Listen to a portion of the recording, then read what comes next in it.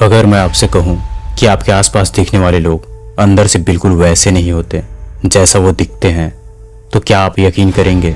ये कहानी सिर्फ एक औरत की नहीं है, बल्कि एक पूरे गांव की बर्बादी की है। आज की कहानी सुनने के बाद शायद आप रात को अकेले बाहर निकलने की हिम्मत ना कर पाएं। इस कहानी को सुनने से पहले आप अपने कमरे की लाइट बंद कर दीजिए, क्योंकि डर तभी असली लगेगा। अगर दिल कमजोर है तो ये वीडियो मत देखिए। आप देख रहे हैं खूनी कुआं, जहाँ हर कहानी सिर्फ कहानी नहीं, हकीकत जैसी लगती है। राजस्थान के एक छोटे से गांव का नाम था पिपलिया।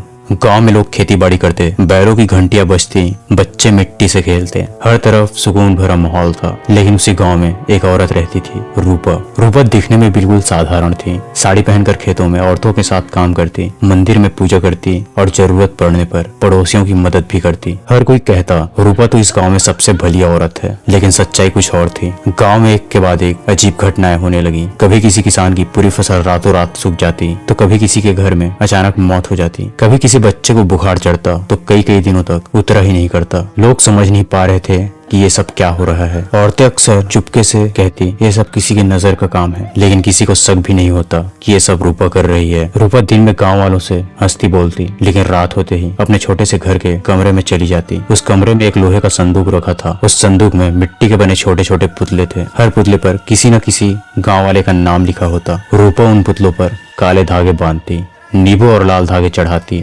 और फिर धीरे धीरे मंत्र पढ़ती। उसकी आंखें लाल हो जाती और उसके होठों से निकलती आवाजें इंसानों जैसी नहीं लगती। गांव का एक किसान रामलाल, उसने कुछ दिन पहले रूपा की खेत में मदद नहीं की थी। उस रात वो देर तक पुतले पर सुई चुहाती रही। अगली सुबह रामलाल खेत जाते जाते अचानक गिर पड़ा। उसका पूरा शरीर अकड़ गया, मुंह से झाग निकलने लगे और कुछ ही देर में उसकी मौत हो गई। गांव वाले बोले शायद सांप ने काट लिया होगा, लेकिन असली वजह रूपा का काला जादू था। एक दिन गांव की औरतें कुएं से पानी भर रही थी, तभी उन्होंने देखा रूपा के हाथ में ताजा खून से सना कपड़ा था। रूपा ने झट से कपड़ा छुपा लिया और बोली, अरे ये तो मुर्गे का खून है, अभी अभी काटी थी। औरतें चुप हो गई, लेकिन उनके मन में पहला शक उठ गया। उस रात गांव की एक औरत गीता अचानक नींद में चीखने लगी। उसके पति ने उठकर देखा तो पाया गीता का पूरा शरीर नीला पड़ चुका था, जैसे किसी ने उसका गला दबाने की कोशिश की हो। गीता बच गई, लेकिन उसकी हालत कई दिनों तक ठीक नहीं हुई। धीरे धीरे गाँव में लोग आपस में कानाफूसी करने लगे। ये सब किसी इंसान का काम है, औरत का काम,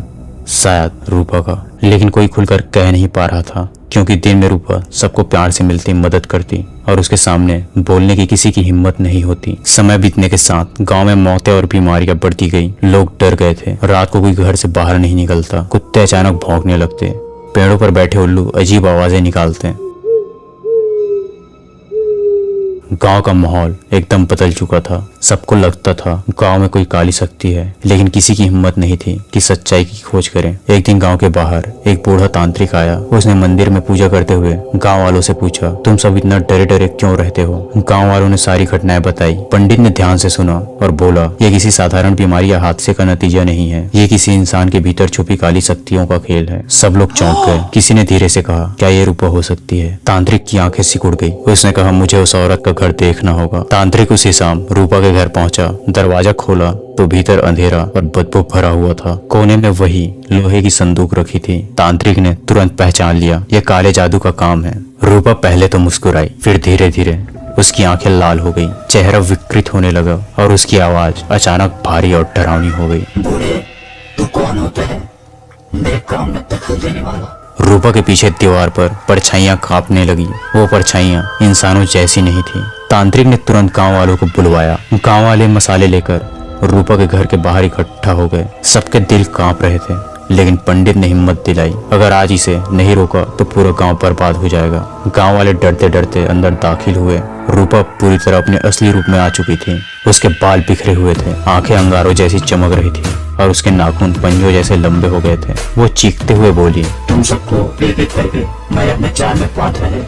तुम सबकी आत्माएं मेरे पास है। यह कहकर उसने संदूक खोला। अंदर से धुएं और खून की गंध के साथ गांव वालों के नाम वाले पुतले बाहर निकल आए। गांव वाले देखकर दहशत में आ गए। हर पुतला किसी न किसी मरे हुए इंसान का था। पंडित ने मंत्र पढ़ना शुरू किया। रूपा चीखती हुई पुतले हवा में उछालने लगी। जैसे ही कोई पुतला टूटता, किसी गांव वाले के शरीर में तेज दर्द होने लगता। गांव वाले चिल्ला उठे, इसको रोको नहीं तो हम सब मर जाएंगे। तांत्रिक ने मंत्र तेज कर दिया। अचानक रूपा के शरीर से धुआं निकलने लगा। उसकी आंखों से खून बहने लगी। वो चीखते चीखते जमीन पर गिर पड़ी। सुबह होने तक रूपा मर चुकी थी, लेकिन उसकी लाश इंसानों जैसी नहीं थी। उसका चेहरा काला पड़ चुका था, नाखून जमीन में धंसे थे और जुबान आधे हाथ जितनी लंबी बाहर निकली हुई थी। गांव वालों ने तांत्रिक के कहने पर उस संदूक और रूपा की लाश को गांव से दूर ले जाकर जला दिया। गांव में शांति लौट आई, लेकिन लोग अब भी उस रात की चीखें सुनकर सिहर उठते हैं। और आज भी जब कोई अकेला रूपा के पुराने घर के पास से गुजरता है तो उसे दीवार पर